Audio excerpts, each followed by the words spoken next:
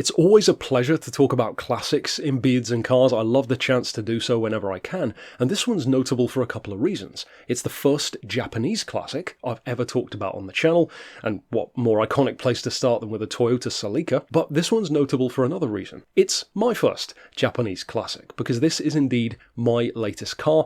For a change, it's not a car that's replacing something else. I actually bought it for specifically the opposite reason. I wanted something new, but I didn't want to replace any of my other cars. I've got the Rolls-Royce, the High Roller, which is my Silver Shadow 4x4 that I'm building. That's not finished and I can't use it yet. I've got my pride and joy, the Lincoln, which I love, but 7 to the gallon isn't exactly daily driver material. And then I've got my absolutely superb daily driver, the cheapest car I've ever bought and the most reliable car I've ever owned, the Daihatsu Syrian Rally, which is brilliant. Gran Turismo 2 nostalgia abounds, especially with the enormous mud flaps I've got on it and the fantastic sounding exhaust, which you can hear in the shorts here on the channel. That one doesn't quite have the charm, it's super incognito, it looks like a retirement home with a steering wheel. So I wanted something that had the charm, the personality of a classic, but which had decent enough fuel economy and crucially wasn't too expensive and was still reliable, so that I could kind of use it as a semi-daily driver. So I started looking around eBay, the usual places, and a vehicle popped up which I hadn't even considered. In fact,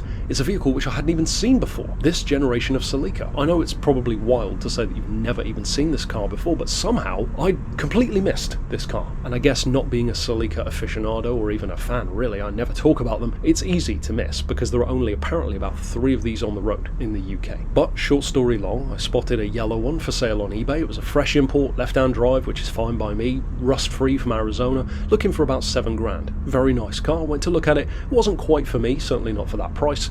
And then there was another one, which I spotted for some reason back to back with that one. This other one though had about double the mileage, which was still only about 60,000, which in 46 years really isn't that much, and they were looking for about 4.5 grand for it instead. My girlfriend preferred the black one. She actually adores this car. It's her second favourite after my Lincoln, and although I wasn't fully sold on it, I thought, you know what, let's go and check it out. And I guess it went well, because here we are, and now I've got the car. So for £4,500 for a vehicle which has only covered 60,000 miles, that sounds like a pretty good start. So what is the story here? Why would someone who's not a Celica fan be won over to buying a Celica? Well, let's talk about the history of the car, and we can see. As the aficionados will of course recognise, this is a second generation Celica, which is kind of ironic that it's the only one which I've ever managed to miss somehow. I'm aware of the first one, the mini Mustang looking Celica, and of course everything after that point, especially the newer stuff, your ST165s, 185s, 205s of course, and even the ZZT231s. You see plenty of those in the UK. Maybe not the 165 quite as much, but even then, you see a few of them. Now this car was actually designed in the States rather than in Japan, and I think you can kind of tell. It does have that kind of small muscle car vibe,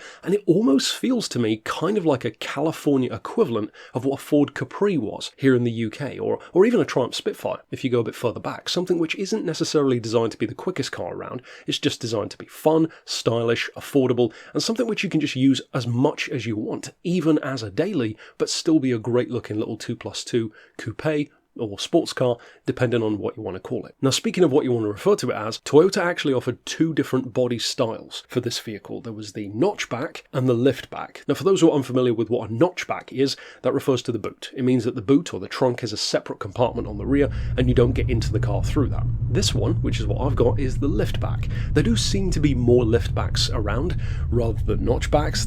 Certainly the ones that were for sale were liftbacks, and that's what we would call a hatch these days. It means it's more practical, you have more boot space, it's easily accessible, and you'll see here in the video when you put the seats down, it's actually got great loading room. Now of course it's a 2+2, rear seats as you'd expect aren't the biggest. They're probably big enough for somebody to get in on a short journey, but nothing longer than that. And for me that's fine, because like I said, it's kind of a middle ground daily, so 2 seats is fine. Now this particular generation, which of course is the A40 or the RA40, they were very popular apparently in Australia. They sold them in multiple markets. There was the Japanese market, the Euro market, American market, and the majority of ones around the world adhered to California emissions regulations. That's where things actually get quite interesting with my car, because I don't think it is a British car necessarily originally, but we're going to come back to that when we talk about the engine. Now this particular A40 generation covered 1977 through to 1981, so a relatively short run, but within that time, one of the most notable things which happened, in fact in the same year that this one is, mine's a 1978,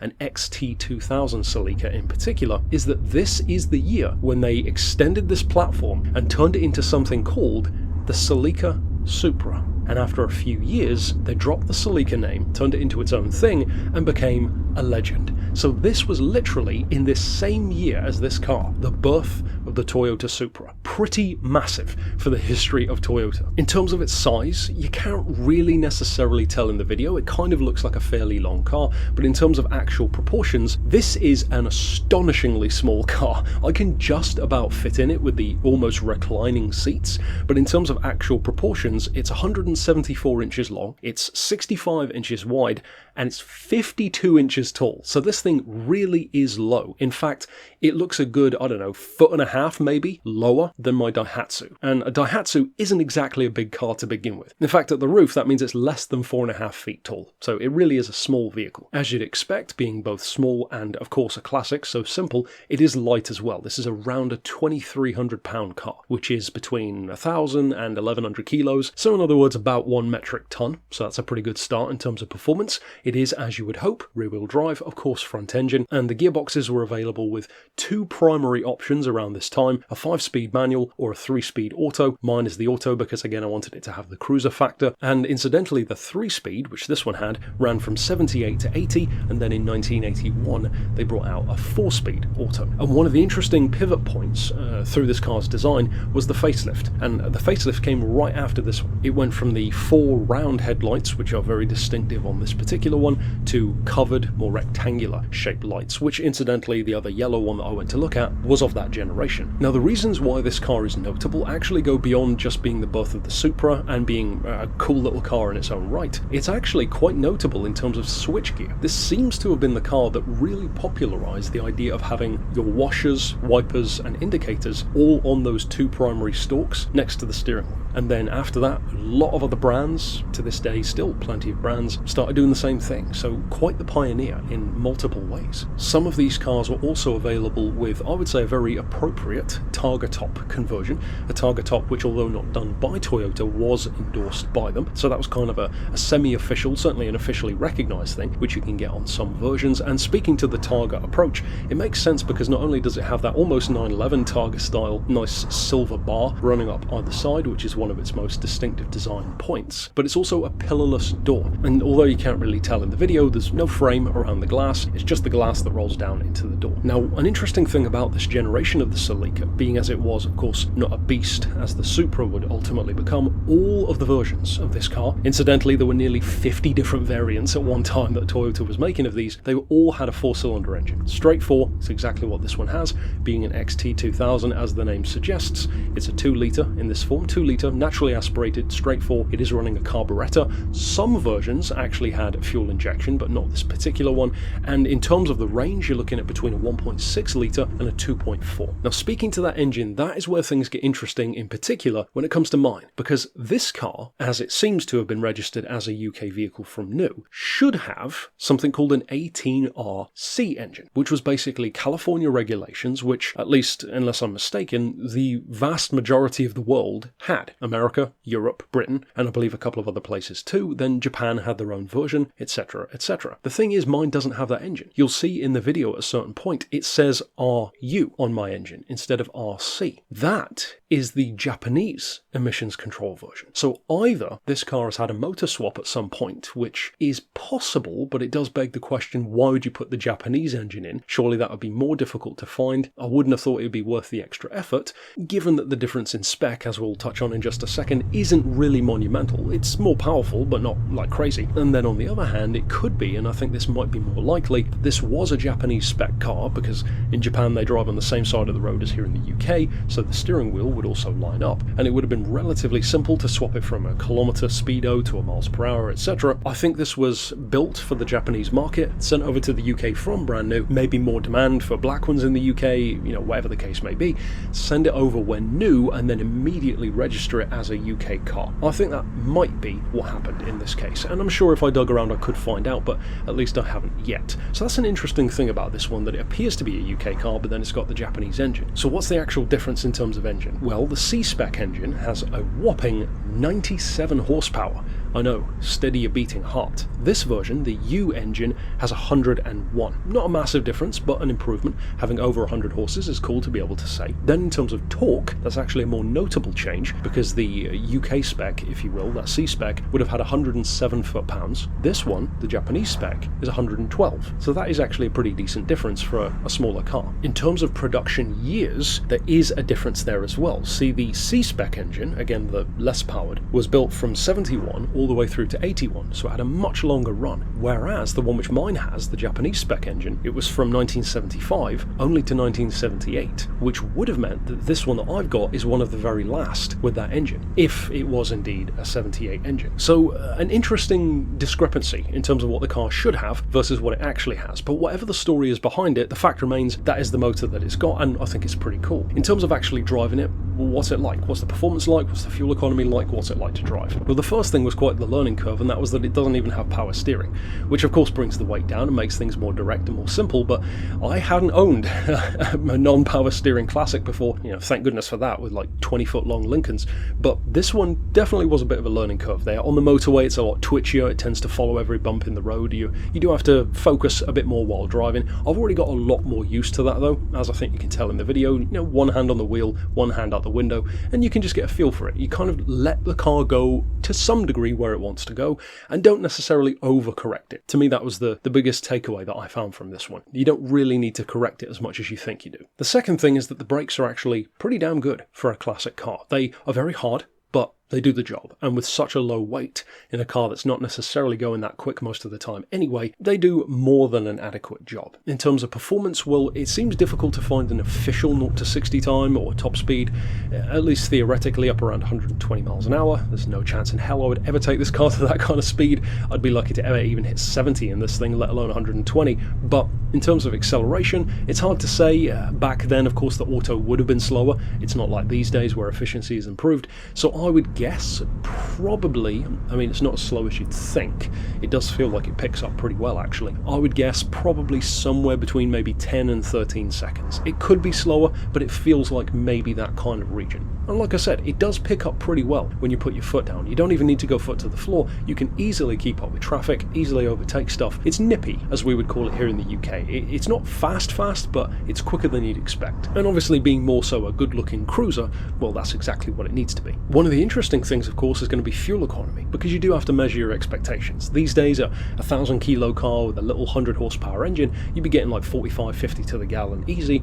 But again, you've got to remember, 46-year-old car, 3-speed automatic from the 1970s, 2-litre engine, which was pretty big for back then, and crucially, carburettor. So of course, it's not blessed with the significant power advantage and efficiency advantage of the Japan-only EFI models. But from my experience driving this one back, it's got a 60-litre fuel tank. I drove it a 180-mile trip home the same day that I viewed it, and I got 27 to the gallon average. So for a classic, not too bad. Of course, by today's standards, that sounds horrendous, but again, compared to what I'm used to, in the case of my Lincolns, 7 to the gallon over here, 12 to the gallon over there, and even my much newer Escalade that I had, even with cylinder shut-off technology, was still doing like 15 to the gallon. So in comparison, it's not bad at all. Half a tank to go 180 miles, I don't think that's bad, especially when the tank itself isn't overly expensive to fill. In terms of cornering, handling, how it feels to drive, well, like I said, the learning curve mostly was with the power steering, or lack thereof. It is a bit of a firmer ride, of course, than American stuff, but not uncomfortable. You only really notice the harshest of bumps,